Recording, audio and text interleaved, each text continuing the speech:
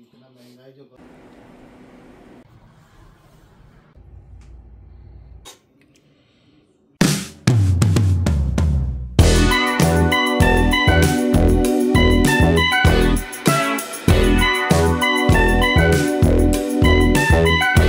नमस्कार सबाई केमन आছেন आशा करছি সবাই সুস্থ আছেন ভালো আছেন চৈতিস ক্রিয়েশনের নতুন একটি ভিডিওতে আপনাদের সবাইকে স্বাগতম।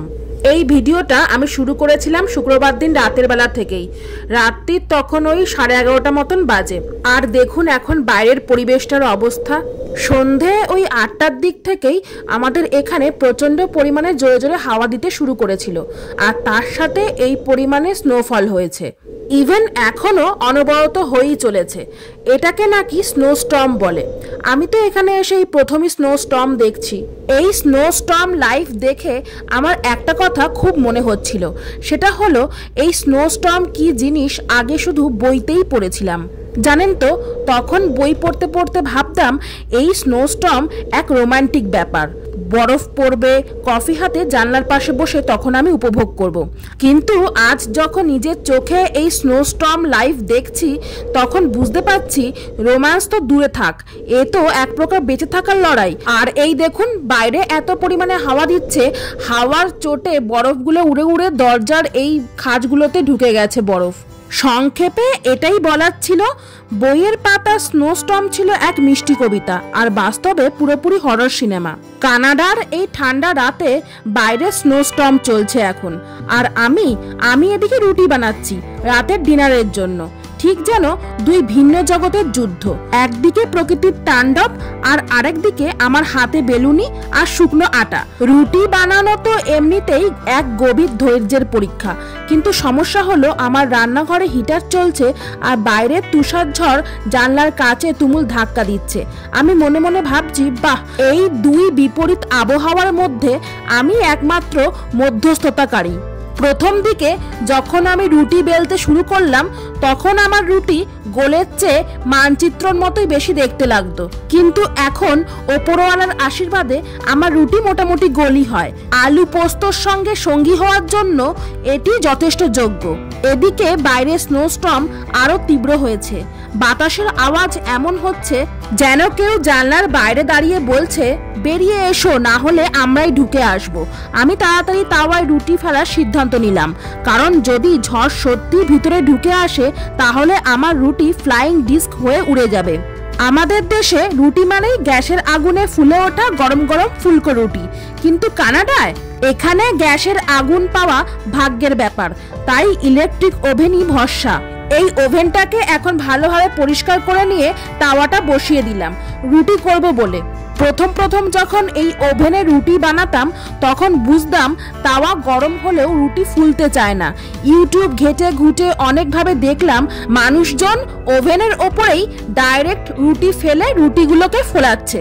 আমিও সেই পথেই হাঁটলাম। আমিও একটুকুনি তাওয়ার মধ্যে রুটিটাকে সেকে নিয়ে এপিটোপিট তারপর ওভেনে ডাইরেক্ট এখন দিয়ে দিই। বেশ রুটিগুলো কিন্তু ভালোভাবে ফুলে যায়। কানাডায় এসে বুঝেছি এখানে রুটি করা আসলে একটা গোপন আর্ট, কারণ এখানে যেহেতু গ্যাসের আগুন নেই, আছে ইলেকট্রিক ওভেন, তাই এই ওভেনেই কায়দা করে রুটি বানাতে হয়। রাতে ডিনার করতে করতে ওই 12:30 মতো বেজে গেছে। খাওয়া দাওয়ার পর মনে হলো যে বাইরের দরজাটা খুলে একটুখানি দেখে নি যে কি অবস্থা বাইরেটার। দরজা খোলা মাত্রই আমি বাইরের পরিবেশ দেখে হতবাক হয়ে গেছি। এইটুকু টাইমের মধ্যেই বাইরেটা আরো ভরে গেছে স্নো পড়ে, আর তার সাথে মারাত্মক ঠান্ডা হাওয়া দিচ্ছে। তাড়াতাড়ি করে তাই জন্য দরজাটা বন্ধ করে দিলাম। আর এখন হলো শনিবার দিন সকালবেলা, এখন 10:11 মতো বাজে। আর এখন দেখবো বাইরের পরিবেশটা কিরকম হয়েছে। কাল সারা রাত ধরেই স্নোফল হয়েছে, দেখা যাক যে এখন কিরকম পরিস্থিতি। দরজা খুলতেই আমার চক্ষু চড়ক গাছ, বাইরে এক বরফের মহাসাগর। আমাদের ঘরের সামনে যে সিঁড়িটা ছিল সেই সিঁড়িটা কোথায় গেছে সেটাই বুঝতে পারছি না, এতটা বরফের লেয়ার পড়ে গেছে। তবে জানেন তো কানাডায় আসার পর যতবার স্নো পড়েছে তার মধ্যে এইভাবে স্নো এই প্রথমবারই পড়লো। কিন্তু এবার যা হলো সেটা সম্পূর্ণ নতুন অভিজ্ঞতা। গত 2-3 বছরেও এত স্নো পড়েনি।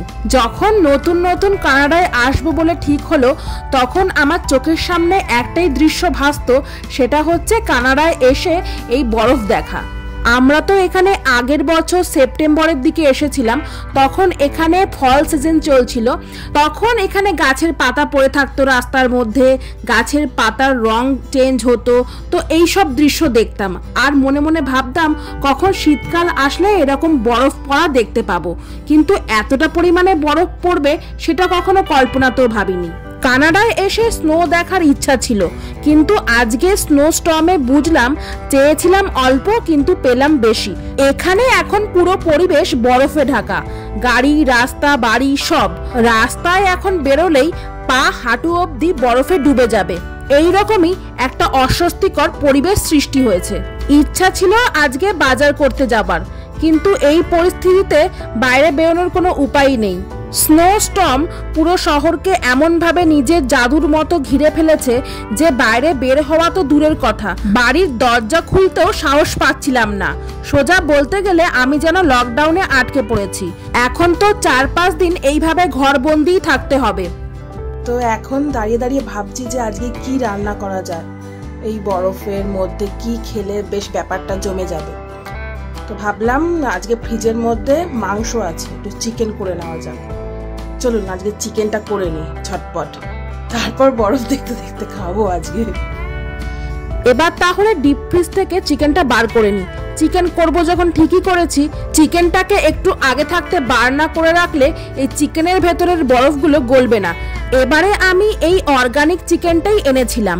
অর্গানিক চিকেন নাকি খেতে সুস্বাদু আর তার চেয়েও বেশি পুষ্টিকর। চিকেনটা বাইরে বার করে রেখে এদিকটায় চলে এলাম সকালের টিফিনের ব্যবস্থা করতে। কালকে একটু কাবলি ছোলা করেছিলাম, সেটা রয়ে গেছিল খানিকটা, তো এটা দিয়েই ভাবলাম পাউরুটি দিয়ে সকালবেলার টিফিনটা আজকে সেরে নেব। বাইরের স্নোফলে আটকে গিয়ে এমন ভাবনায় মুগ্ধ হয়ে গিয়েছিলাম যে কখন সময় চলে গেল বুঝতেই পারলাম না। সেই জন্যই আজকের সকালের টিফিনটা করতেও লেট হয়ে গেল। তবে এই ব্যাপারটা ঠিক, আজকের লেট টিফিন তো আমার জন্য কানাডা স্নোফলের স্পেশাল উপহার। চলুন তবে এখন দুজনে টিফিন করে নিই, তারপর আবার দুপুরের যুদ্ধে লেগে পড়তে হবে। এই যে চলে এলাম টিফিন করে। এখন দুপুরবেলার জন্য চিকেন রান্না করব। চিকেনটা অনেকক্ষণই বার করে রেখেছি, প্রায় ওই 1.5 ঘন্টা মতো, তবুও চিকেনের ভেতর বরফগুলো এখনো গলেনি। তবে আর রেখে দিলে চলবে না, অনেকটাই বেলা হয়ে গেছে, প্রায় 11:30 মতো বেজে গেছে। এখনো যদি রান্না না চাপাই তাহলে দুপুরের লাঞ্চ বিকেলে খেতে হবে। তাই ঝটপট করে চিকেনের প্যাকেটটা খুলতে শুরু করলাম। এই চিকেনটার ওজন ছিল 616 গ্রামের কাছাকাছি আর এর দাম পড়েছিল $7। প্যাকেট খোলার পর দেখলাম চিকেনগুলো মোটামুটি তাড়াতাড়ি খুলে গেল, বরফগুলো মোটামুটি গলেই গেছিল। এখানে এসে একটা নতুন অভিজ্ঞতা হলো চিকেনের ছাল ছাড়ানো। হ্যাঁ, আমার জন্য এটা ছিল প্রথম কাজ, আর আমি জানি আমি একদম নতুন রাঁধুনি। প্রথমে ভাবলাম এটা তো কিছুই না, চিকেন তো সহজ কাজ, কিন্তু যখন ছাল ছাড়ানোর পালা এলো মনে হলো আমি যেন একটা নতুন যুদ্ধে নেমেছি।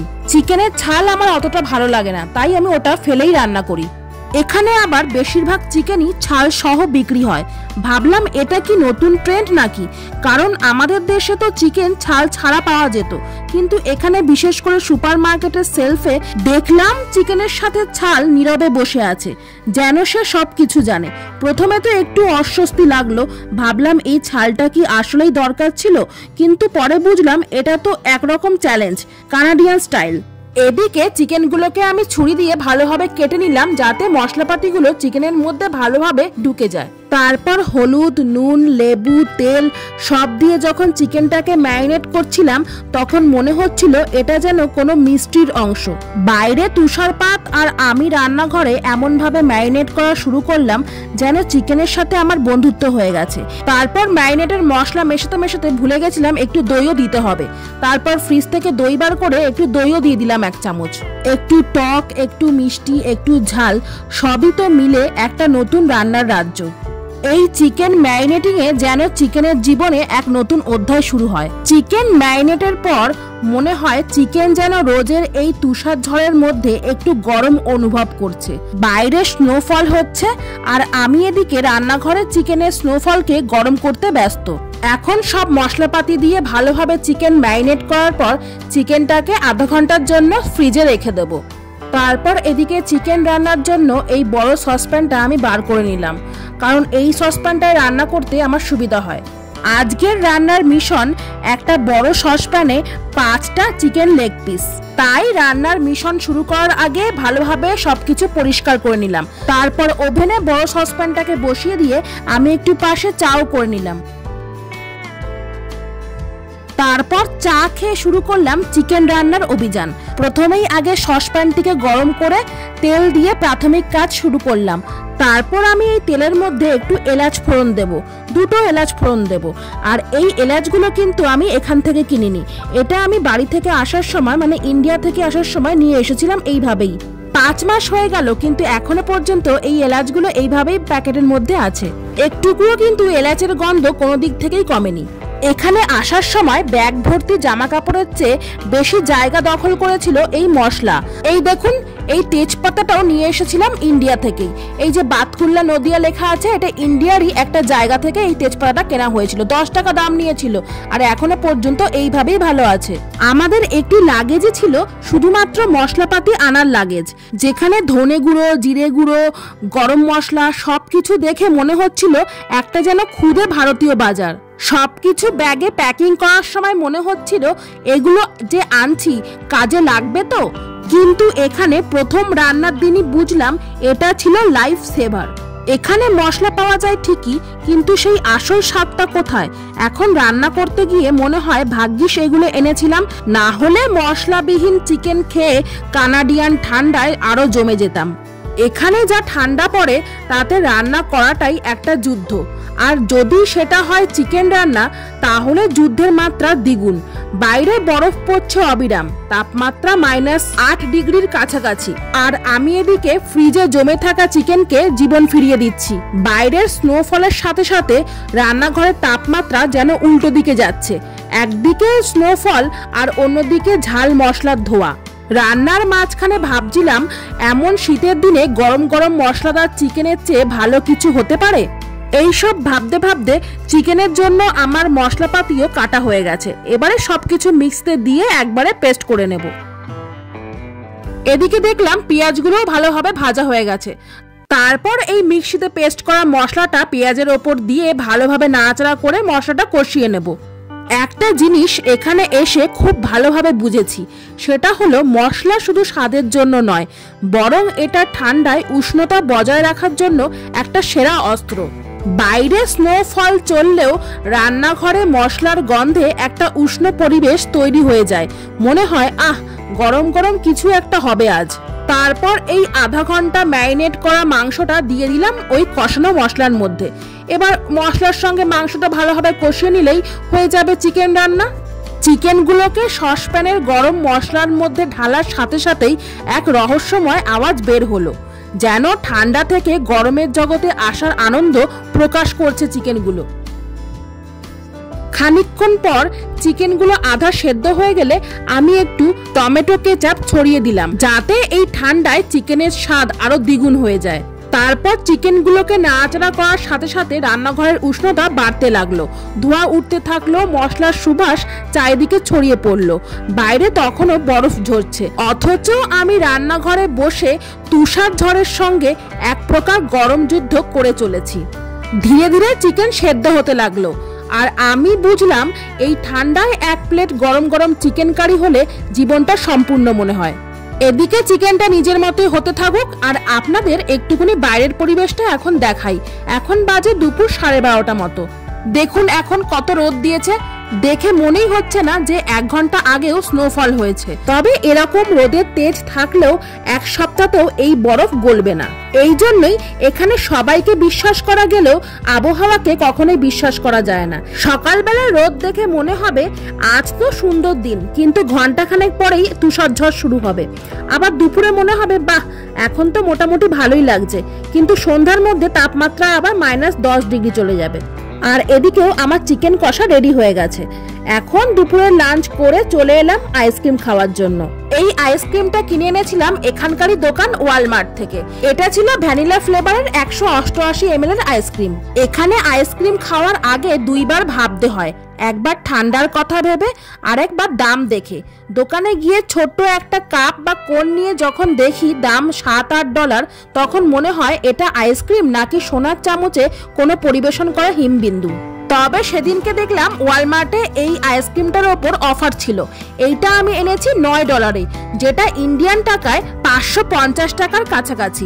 তবুও আমার কাছে এই অফারের দামটাও খুব বেশি, কারণ এটা আমাদের দেশে থাকলে হয়তো 200 টাকা দিয়ে কিনতাম। তারপরে ভাবলাম শুধু আইসক্রিমের দামটা নিয়েই কেন এত ভাববো, এখানে তো সব জিনিসেরই দাম বেশি। তাই আর অত না ভেবে অফার পেয়ে এটা নিয়ে এসেছি, হয়তো এর থেকেও পরে দাম বেড়ে যাবে। তবে আইসক্রিমটা খোলার পর দেখলাম আইসক্রিমটা কিন্তু খেতে খুব ভালোই ছিল। তো চলুন তবে আমি আইসক্রিম খেতে থাকি আর ব্লগটা এখানেই শেষ করি। নেক্সট দিন আবার নতুন কোনো ভিডিও নিয়ে আপনাদের সামনে হাজির করব। সবাই ভালো থাকবেন, সুস্থ থাকবেন। টাটা।